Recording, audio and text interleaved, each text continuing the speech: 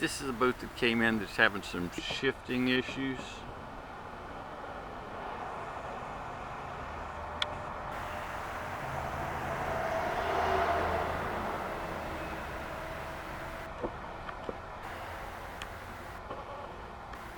And this is how it came back from another shop.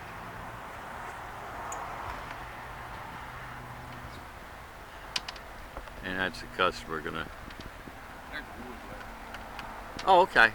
That's no problem. The screws right up there in that top part of that tackle box. But he couldn't find to make the shifter work, so he just took the guts out of another shifter and screwed it into the side of the boat. And on top of that, you reversed everything. Oh yeah, and Forward is reverse and reverse is forward. so when you press it forward, you're trying to get off the trailer and put it in reverse, and the boat goes forward. Right. So that wasn't quite working as way you'd planned.